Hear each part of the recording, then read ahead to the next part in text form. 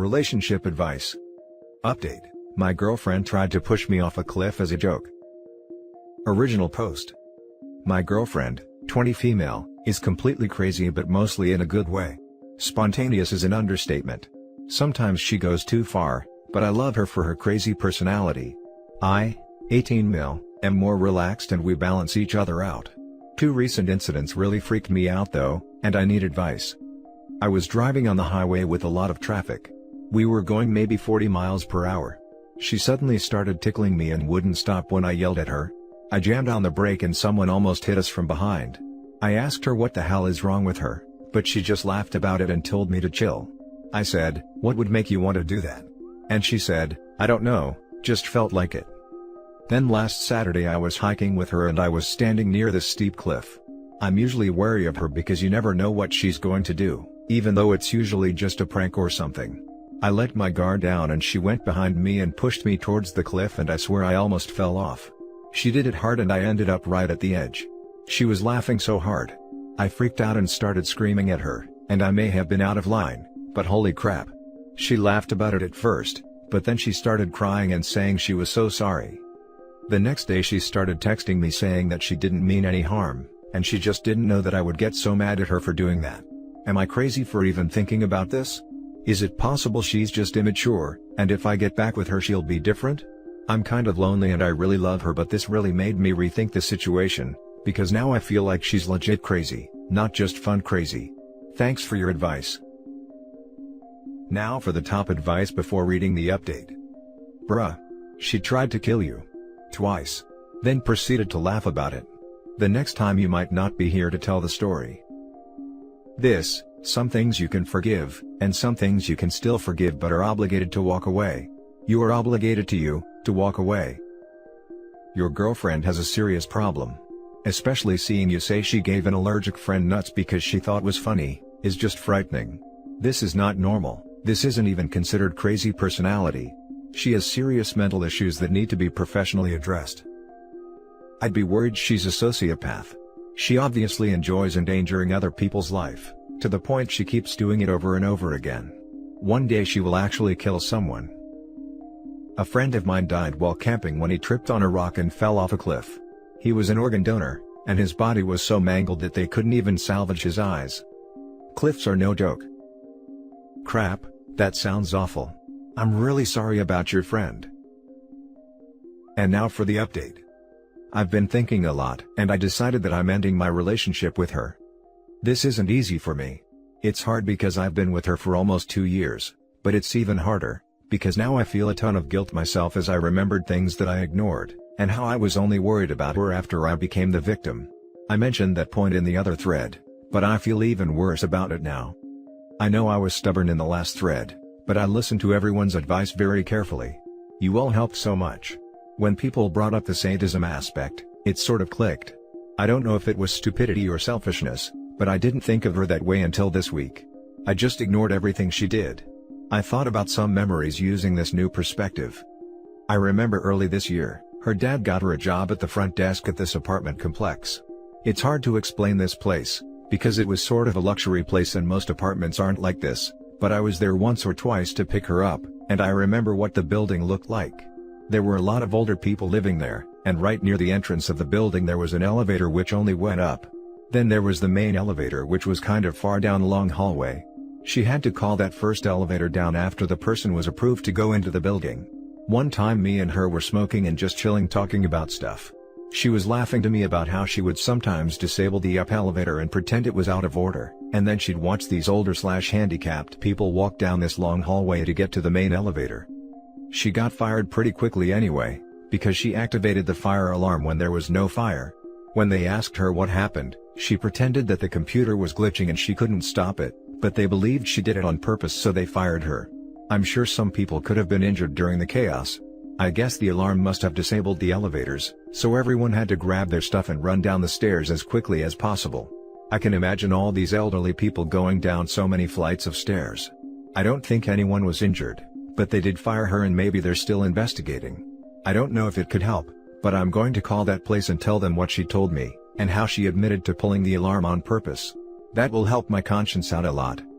Like I said, I feel terrible about ignoring this stuff. You might think I'm an idiot or a terrible person myself.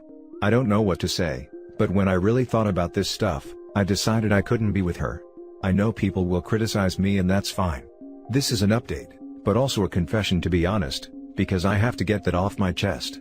And there's a bunch of other stories too that she told me, or that I saw myself. I enjoyed her craziness to be honest, even though I was always on edge, but I thought of it as her being fun and spontaneous instead of sadistic. I guess I'm pretty weird myself. I responded to her texts this morning, because she was starting to get angry and was sending a lot more texts.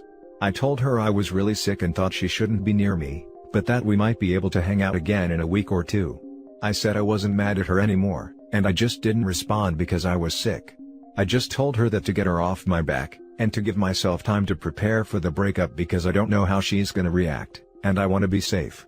For example, she has keys to my house and I'm living with other people including kids, so I want to change the locks, and make sure we're not tied together in any other ways before I do an official breakup. Do you think that's a smart idea? I could use any advice on the best way to do a breakup in this situation, because I'm kind of worried. Once again, thanks so much for all your advice last time and have a good day. Now for some top advice. I think that this girl is actually crazy, and you should do what you can to protect yourself. She sounds like a narcissist or sociopath. Your girlfriend gave nuts to an allergic person, tickled you while driving, tried to push you off a cliff, said it would be fun to get a shock collar for a dog, and before that, she also intentionally made handicapped people walk farther for her amusement, and pulled the fire alarm for no reason, and you were afraid to let her tie you up because you thought she might attack you. Yeah, probably a good call to break up. At the very least you need to establish some boundaries with her, because she's not looking out for you in the way your partner should. Seriously, get the hell out of there. For example, she has keys to my house and I'm living with other people including kids, so I want to change the locks and make sure we're not tied together in any other ways before I do an official breakup. Definitely do this. 100%. If you're renting, notify your landlord. If you own the property, we paid to have our house rekeyed when we bought it and I think it cost us $150. She sounds crazy, so definitely get your ducks in a row before you drop the hammer. Tell your roommates about what's going on, at least to the point that you're breaking up and she's no longer allowed around the apartment. If she gets crazy over text, save copies. Definitely never be alone with her again. I'd recommend not even seeing her in person, unless it's absolutely necessary. No shame in breaking up with her over the phone if you think she'll be unpredictable or violent. Also freeze your credit reports in case she knows your information. Yes, definitely change your locks. You might want to look into getting some cheap security cameras for outside too. Tell your roommates, family, and any mutual friends that you are breaking up and do not want them to help her contact you. You don't owe her anything here. She's literally tried to kill you. Don't feel bad at all if you decide to break up with her by text or email. It might even be a good idea, because then if she replies and threatens to escalate, you have it in writing. Make sure to specify that you don't want any contact with her going forward. If you do decide to break up in person, for the love of all that's holy, do it in a public place. This girl tried to kill you and you're asking if you need to change the locks? Come on, dude. Now for the last story. My 23 female boyfriend, 25 male, left me on the side of the road and I deserved it. My amazing, beautiful boyfriend had decided to treat me to dinner since we've both had long weeks. He was making me laugh, and we were talking and having a really good time. After we were done, we left, and we were about halfway home when I asked him if we could stop and get some dessert.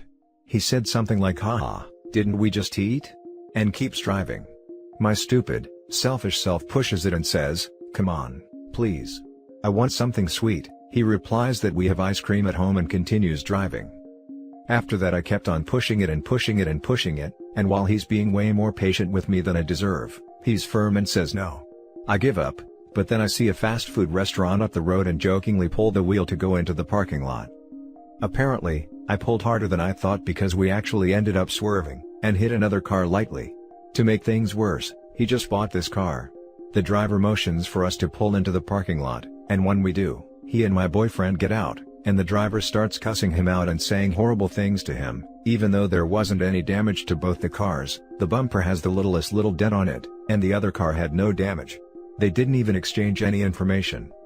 While he's being yelled at, I don't get out of the car and let him be punished for something I did. When he gets back in and starts driving, he's gripping the steering wheel so hard that the veins on his arms are popping out. His entire face is red and he hasn't said anything to me.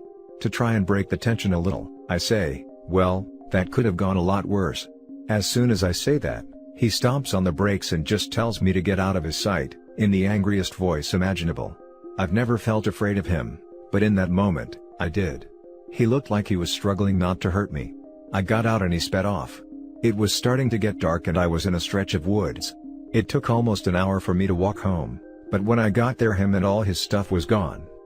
I feel so horrible. I can't even apologize to him because he hasn't been responding to my calls and texts. We've had fights before about my childish quirks when they go a little bit too far, and now I don't have a boyfriend anymore because of it. I've been getting texts like WTF, and, "What the hell is wrong with you?" from our friends, so I think he's told them what happened. It seems like everybody's mad at me. Is there any way to fix this? How can I apologize to them when all our friends are siding with him? Now for the top advice.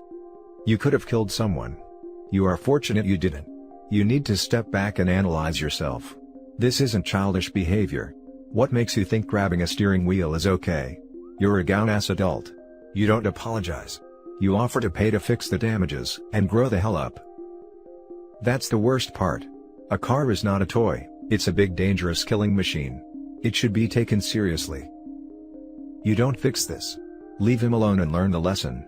Your childish quirks aren't cute, they are immature and selfish. And your ex-boyfriend paid for your behavior by taking verbal reprimand from someone, and putting up with your crap. Pulling on a steering wheel in traffic because you want ice cream now, is unbelievably stupid and put you, your ex, and the people in cars around you at risk. Because you just couldn't wait for dessert. Think about that.